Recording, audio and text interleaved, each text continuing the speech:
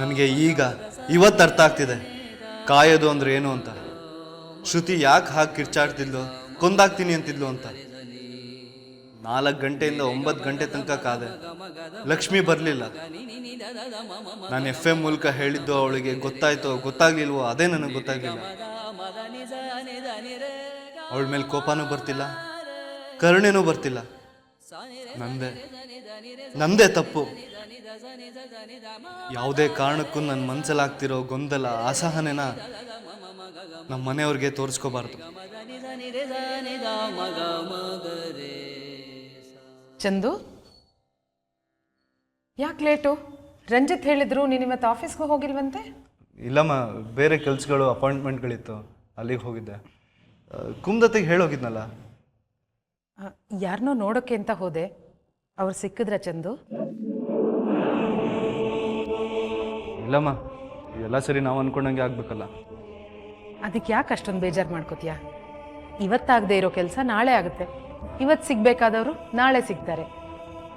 ಯಾವುದು ಎಲ್ಲಿ ಹೇಗಾಗಬೇಕು ಅನ್ನೋದನ್ನು ತೀರ್ಮಾನ ಮಾಡೋದು ನಾನು ನೀನು ಅಲ್ಲ, ಬೇರೆ ಯಾರು. ನೀನು ಫ್ರೆಶ್ ಆಗ್ಬಾ, ನಾವು ಊಟಕ್ಕೆ ರೆಡಿ ಮಾಡ್ತೀನಿ. ಅಮ್ಮ, ಅದು ಏನು ಬೇಕಾದರೂ ಕೇಳ್ತೀನಿ, ಆದರೆ ಊಟ ಮಾಡಲ್ಲ, ಹಸಿವಿಲ್ಲ, ಆಮೇಲೆ ಮಾಡ್ತೀನಿ, ಅದು ಯಾವುದು ಕೇಳಲ್ಲ.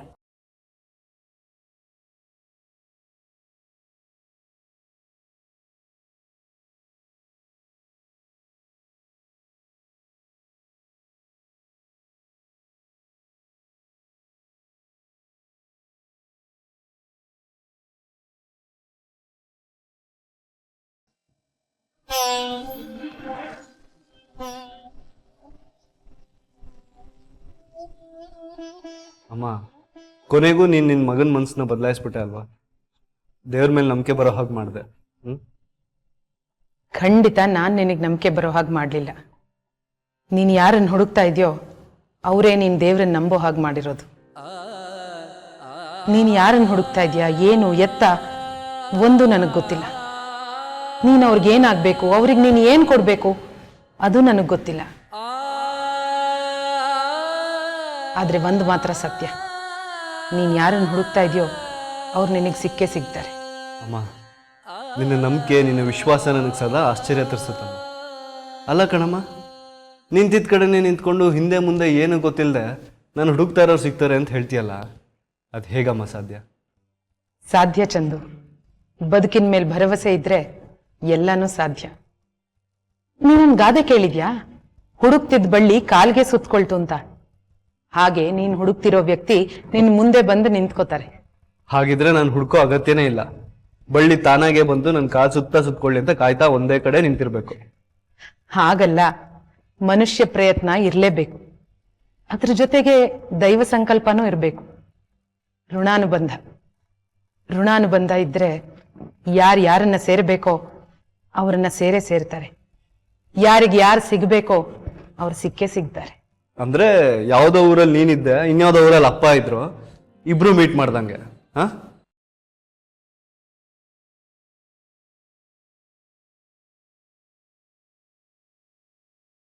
ಐ ಆಮ್ ಸಾರಿ ಮಾ, ನಾನು ನಿನಗೆ ಅಪ್ಪನ ನೆನಪು ಮಾಡಿ ಬೇಜಾರು ಮಾಡಿದೆ ಅಲ್ವಾ? ಇಲ್ಲ ಚಂದು, ಇಲ್ಲ ಮಗನೇ, ನನಗವ್ರನ್ನ ಯಾರು ನೆನಪಿಸ್ಬೇಕಾಗಿಲ್ಲ. ಅವ್ರು ಸದಾ ನನ್ನ ಜೊತೆನೇ ಇರ್ತಾರೆ. ನಿನ್ನ ಮಾತಲ್ಲಿ, ನಿನ್ನ ನಗುಲಿ ನನಗವರೇ ಕಾಣಿಸ್ತಾರೆ. ನೀನು ಹೇಳಿದ ನಿಜ ಚಂದು. ಯಾವ ಜನ್ಮದ ಋಣಾನುಬಂಧನೋ ಏನೋ ನನ್ನನ್ನು ನಿನ್ನ ತಂದೆನ ಸೇರಿಸ್ತು. ಅದು ಬಯಸದೆ ಬಂದ ಭಾಗ್ಯ ನನಗೆ. ನಾನು ಕೇಳದೆ ಇದ್ರು ಆ ದೇವರು ಕೊಟ್ಟ ವರ ನನಗೆ. ಕೆಲವು ಸಲ ನಮ್ಮ ನಿರೀಕ್ಷೆಗೂ ಮೀರಿ ಬದುಕಿನಲ್ಲಿ ಏನೇನೋ ಆಗೋಗುತ್ತೆ. ಅದಕ್ಕೆ ಯಾವ ಕಾರಣನೂ ಇರಲ್ಲ. ಅದು ಕಾಲ ನಿರ್ಣಯ, ವಿಧಿ ನಿರ್ಣಯ. ಅದಕ್ಕೆ ನಾನು ಹೇಳಿದ್ದು, ಹುಡುಕ್ತಾ ಇರೋ ಬಳ್ಳಿ ಬಂದು ಕಾಲಿಗೆ ಸುತ್ಕೊಳ್ತು ಅಂತ. ಅಮ್ಮ, ನಿನ್ನ ಮಾತು ಕೇಳ್ತಿದ್ರೆ ನನ್ನ ಮನಸ್ಸಿನ ಭಾರ ಎಲ್ಲ ಇಳ್ದಂಗೆ ಅನಿಸ್ತಿದೆ. ಬರ್ತೀನಿ. ಚಂದು, ಎಷ್ಟೋ ಸಲ ನಾವು ಹುಡುಕ್ತಾ ಇರೋ ವಸ್ತು ನಮ್ಮ ಬೆನ್ನ ಹಿಂದೆನೇ ಇರುತ್ತೆ. ತಿರುಗಿ ನೋಡಬೇಕು ಅಷ್ಟೇ.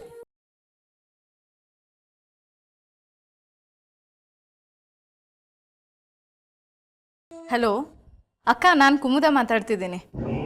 ಇವತ್ತು ನಿಮ್ಮ ಮನೆಗೆ ಬರ್ತೀನಿ ಅಂತ ಹೇಳಿದ್ನಲ್ಲ, ಸಾರಿ ಕಣೆ, ಇವತ್ತು ಬರೋಕ್ಕಾಗಲ್ಲ. ಹೌದಾ? ಯಾಕೆ? ಅದು ಆಫೀಸ್ ಕೆಲಸದ ಮೇಲೆ ರಿಜಿಸ್ಟರ್ ಆಫೀಸ್ಗೆ ಹೋಗಬೇಕು, ಅದಕ್ಕೆ ಬರೋಕ್ಕಾಗಲ್ಲ. ಸದ್ಯ ಮೊದಲೇ ಹೇಳಿದ್ಯಲ್ಲ, ಇಲ್ಲ ಅಂದ್ರೆ ನಿನಗೋಸ್ಕರ ಕಾಯ್ತಾ ಇರ್ತಿದ್ದೆ. ಏ ಚಂದು, ಒಂದು ನಿಮಿಷ. ಅಕ್ಕ, ನಿನ್ಗೆ ಆಮೇಲೆ ಫೋನ್ ಮಾಡ್ತೀನಿ, ಆಯ್ತಾ? ಬಾಯ್.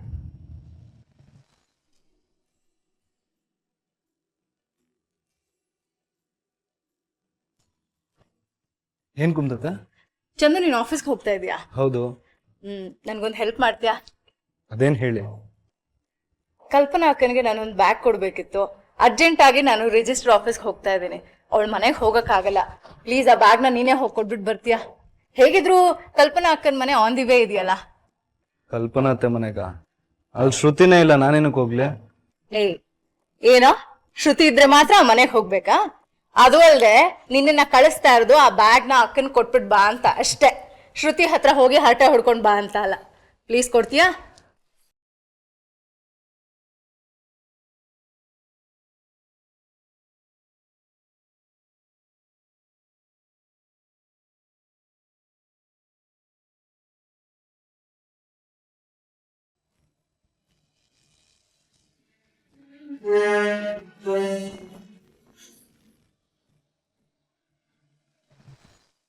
ಸರಿ ಅತ್ತೆ, ಬ್ಯಾಗ್ ತಗೊಂಬನ್ನಿ. ಒಂದು ನಿಮಿಷ.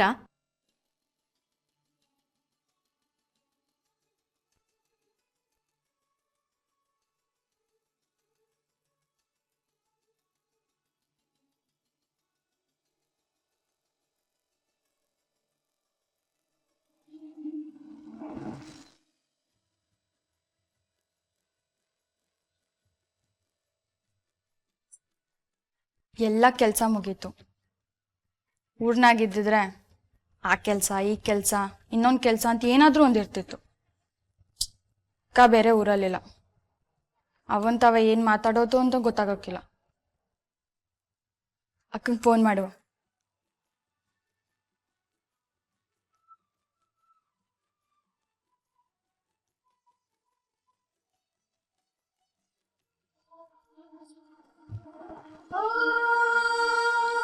ಅಯ್ಯೋ, ಅಕ್ಕನ ನಂಬರು ಸಿಗ್ತಾ ಇಲ್ಲ. ಅಣ್ಣ ಕೊಟ್ಟಿದ್ದ ನಂಬರು ಹಾಳಾಗೋಯ್ತು. ಅದೃಷ್ಟಲಕ್ಷ್ಮಿ ಅಂತ, ಅದೃಷ್ಟಲಕ್ಷ್ಮಿ. ನನ್ನ ಅದೃಷ್ಟಕ್ಕೆ ಅದು ಬೆಂಕಿ ಆಗ್ತು. ಅಣ್ಣ ಕೊಟ್ಟಿದ್ದ ನಂಬರ್ ಇದ್ದಿದ್ರೆ ತಾತವಂತವ ಮಾತಾಡ್ಬೋದಿತ್ತು. ಅಟ್ಟಿ ನಂಬರ್ 5 7 2. ಮರ ಅದೆ, ಮರದಾಗ ಹಣ್ಣು ಇದೆ. ಮರ ಹತ್ತಕ್ಕೂ ಆಗಲ್ಲ, ಕಲ್ಲು ಇಲ್ಲ ಹೊಡಿಯೋಕ್ಕೆ. ಹಾಗಾಯ್ತು ನನ್ನ ಕತೆ.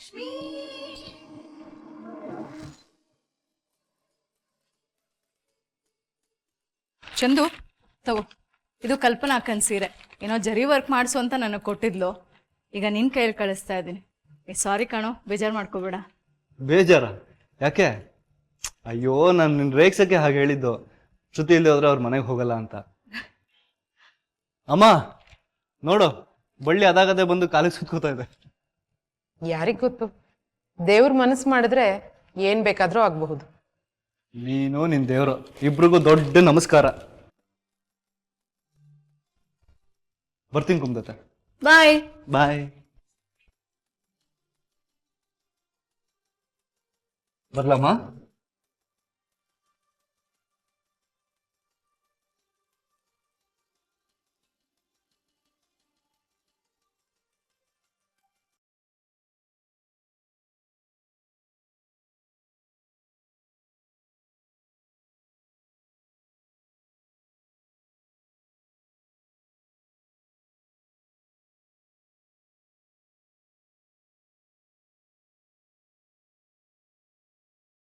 ತಾತಮ್ಮ, ನಾನು ನಿಂಗೊಂದು ಕತೆ ಹೇಳ?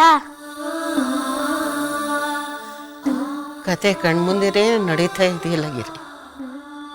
ಇನ್ಯಾವ ಕತೆ ಹೇಳ್ತೀಯ ಕಂದ? ನಾನು ಕಣ್ಣು ಮುಚ್ಚಿ ನನ್ನನ್ನು ಸುಡುಗಾಡಕ್ಕೆ ತಗೊಂಡೋಗಿ ಮಣ್ಣಲ್ಲಿ ಊತಾಕೋ ತನಕ ಈ ಕತೆ ಮುಗಿಯಲ್ಲ. ಅಲ್ಲಿ ತನಕ ಇದೇ ಕತೆ. ತಾತಮ್ಮ, ಹಂಗೆಲ್ಲ ಮಾತಾಡಬೇಡ. ಲಚ್ಚಿ ಅಕ್ಕ ಇಲ್ಲ ಅಂದ್ರೆ, ನೀನಿಲ್ಲ ಅಂದ್ರೆ ನಾನಂಗಿರ್ಲಿ? ನೀನಿರ್ಬೇಕು ಗಿರಿ. ನೀನ್ ಬಾಳಿ ಬದುಕಿ ಈ ಮನೆಗೆ ಬೆಳಕು ಹಚ್ಬೇಕು. ನಾನೇನು ಕಾಡು ಬಾ ಅಂತದೆ, ಊರು ಹೋಗು ಅಂತದೆ. ಆಸೆಗೆ ಅಡಿಪಾಯ ಇಲ್ಲ, ಸೂರು ಇಲ್ಲ. ಆದ್ರೆ ನನ್ನ ಉಸಿರು ಹೋಗಕ್ ಮುಂಚೆ ದೇಹ ಬದುಕಿತ ನನ್ನ ಮೊಮ್ಮಗಳ ಮಕ್ಕನ ನೋಡ್ಬೇಕು ಅಂತ ಆಸೆ ಕಟ್ಲ. ಆಟೆಯ ತಿನ್ ಸಾಯಿ, ತಿಂದ ನಮ್ ಜೀವ ಯಾಕೆ ತಿಂತೀಯ?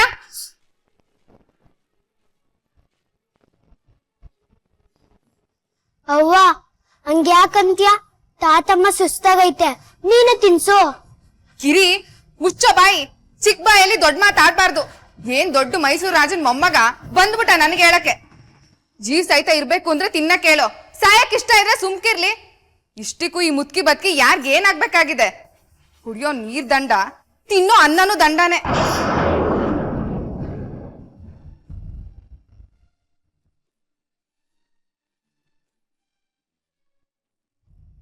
ಅವ್ವ ಬಾಯಿ ಬಂದಂಗ್ ಮಾತಾಡ್ಬೇಡ. ಏಯ್ ಮುಚ್ಚೋ ಬಾಯಿ. ನನ್ನನ್ ಮಾತಾಡ್ಬೇಡ ಅನ್ನಕ್ಕೆ ನೀನ್ ಯಾರೋ? ನೀನ್ ನನ್ನ ನಡೆದಿದೀಯಾ ಇಲ್ಲ ನಾನ್ ನಿನ್ನ ನಡೆದಿದ್ದೀನ? ಅದೇನೋ ಮೊಮ್ಮಗಳು ಅಂತ ನಿಂತಾವ್ ಬಡ್ಕಂತಿತ್ತಲ್ಲ ಈ ಮುತ್ಕಿ, ಆ ಮೊಮ್ಮಗಳನ್ನ ಕರೆಸ್ಕೊಂಡು ತಿನ್ನಿಸ್ಕೊಂಡ್ಲಿ. ಎಲ್ಲಪ್ಪ ಅವಳು ಈ ಮನೆ ಅದೃಷ್ಟ ಲಕ್ಷ್ಮಿ. ಸಾಯ್ತಿರೋರ್ಗೆ ಒಂದು ತನ್ನನು ಕೊಡಕ್ಕಾಗ್ದಿರೋ ಅದೃಷ್ಟ ಲಕ್ಷ್ಮಿ. ಕರ್ಸು ಅವಳನ್ನ, ತಿನ್ಸು ಅನ್ನು. ಸಾಯೋ ವಯಸ್ಸಾದಾಗ ಜೀವ ಬಿಟ್ಬಿಡ್ಬೇಕು. ಸುಮ್ನೆ ಉಸಿರಾಡ್ಕೊಂಡು ನಮ್ ಜೀವ ಯಾಕೆ ತಿಂತಾರೋ? ಅವ್ವ ನಿಂಗ್ ವಯಸ್ಸಾಗಿಲ್ವಾ? ನೀನ್ ಅವ್ವ ಆಗಿರೋಳು ತಾತಮ್ಮ ಆಗಲ್ವಾ? ಆಗ ನಾನ್ ನಿನ್ ನೋಡ್ಕೋಬೇಕೋ ಬೇಡವೋ?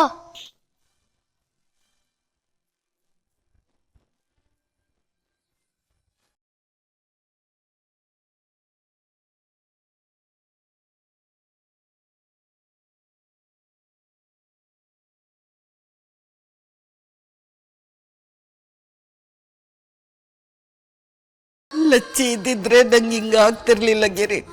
ತಾತಮ್ಮ ಹಂಗೆಲ್ಲ ಮಾತಾಡ್ಬೇಡ. ಲಚ್ಚೆ ಅಕ್ಕಂದು ನಿಮ್ಮ ಮೊಮ್ಮಗಳು ತಾನೆ, ನಾನು ನಿಮ್ಮ ಮೊಮ್ಮಗ ತಾನೆ. ಲಚ್ಚೆ ಅಕ್ಕ ಇದ್ರು ತಿನ್ನಿಸ್ತಿದ್ಲು, ನಾನೀಗ ನಿನಗೆ ತಿನ್ನಿಸ್ತೀನಿ.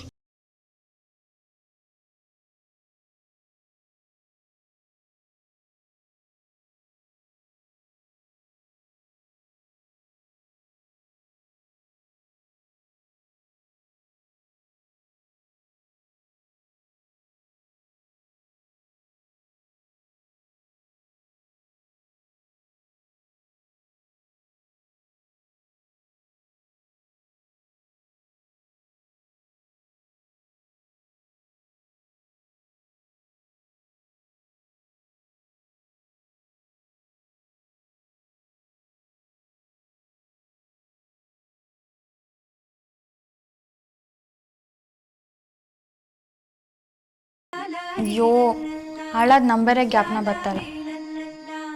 ಗಿರಿ ಪಟಪಟನೆ ನಂಬರ್ ಹೇಳ್ತಿದ್ದ, ನನಗೂ ಗೆಪ್ತಿ ಇತ್ತು. ಈಗ ಯಾಕೋ ಬರ್ತಾಯಿಲ್ಲ.